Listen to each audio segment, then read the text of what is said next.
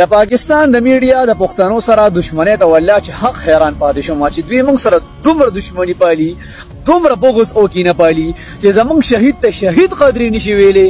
د دوی په کتاب کې د شهید ډیفینیشن سره تاسو ماته ووایئ. د پاکستان غټ چینل جیو نیوز هم په یو ورځ هم د یو چینل نه دوه خبرونه نشر کیږي چې په یو کې پنجابیان دي، د بل د ناس وجلي شوي دي، هغوی د شهیدان ویلي کیږي.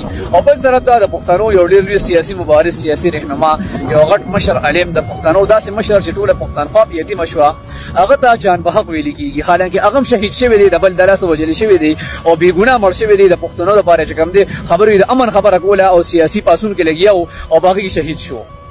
خبر سره پدې شو ما چې د دوی اندوم مړ شي هغوی ته شهید ویل کېږي. اشوک کمار مړ شو پنجاب کې، هغه ته شهید ویل کېده. او دلته پښتونخوا کې کوم مفتي منیر شاکر دی، د جومات مخې ته شهید شو، شهید ورته نه ویل کېږي، هلاک ورته ویل کېږي. ګیلمن وزیر ته شهید نه ویل کېږي، شهید ریحان صاحب ته شهید نه ویل کېږي، مولانا خان صاحب ته شهید نه ویل کېږي. داسې په سلګو قصې دي. اول خو دوی چې کوم دی د پښتنو خبر نه ورکوي، او چې ورکوي هم بیا داړو شهید نه وایي، جان په حق ورسره وایي یا هلاک ورته وایي.